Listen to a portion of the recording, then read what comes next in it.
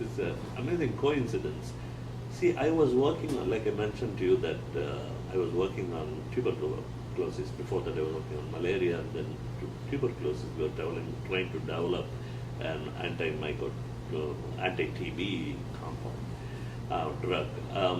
So after I moved here, I was looking at this. I heard about the RTCA cycle. I was looking at various organisms that have all the enzymes that are required for a functional RTCA cycle, reductive TCA cycle. And I noticed that the Mycobacterium tuberculosis, all the various strains and various variations of all the mycobacterial variations, they had all the components that are required for a functional reductive TCA cycle. Now, reductive TCA cycle is operating under reductive conditions, and it is used for carbon fixation.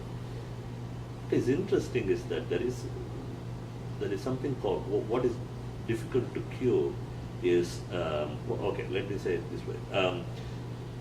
When Mycobacterium tuberculosis infects a person, then if you give the antibiotics, most of them, mycobacterials, most of them, close to about 90-95% of them are gone, they're dead. But there is a population which survives. And these are, resistor populations. It's not a drug-resistant populations, but they hide into something called a granuloma. What happens is the mammalian or the human body launches an immune attack. So it quarantines the mycobacterium cells in the lungs by physically. So the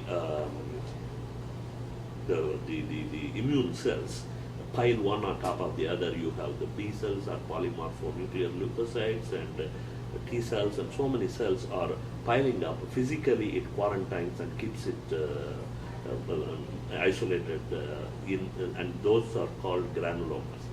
Now, as long as the immune system is healthy and functional, we are good. But if it is compromised, or as one gets old, when it becomes weaker, then this granuloma kind of leaks, or what is called caseation of the granuloma. Now, the bacterium from there, that was like 10 years, 20 years ago when one got the infection, it comes out and then it invades the whole thing. So you get a relapse of the infection. And this is what is difficult to cure. And even today there is no, this is called persistent infection. These are called persisters. So they resist the initial treatment because they go on, they are underneath, and it's difficult to get access to the inside the granuloma. So, and the point is that they have a very low replication rate. Nevertheless, they are not dead. They are dormant, and that is why it's called latent tuberculosis, the relapse of that when you get it. So how are they living inside the cell, inside this granuloma? Because it is oxygen, it is nutrient deprived, and it is also known that it is oxygen levels are very low inside. What is interesting is that people have measured the carbon dioxide, the composition of oxygen and carbon dioxide inside these granulomas. And what they have observed is, relatively considerable amount of carbon dioxide is present there. So they survive, and how are they multiplying, albeit at a very, very, very slow rate? So how are they replicating? It's possible that the reductive TCA cycle, they take the carbon dioxide and then they fix a carbon fixation process, and they become an autotroph there. So autotrophic existence.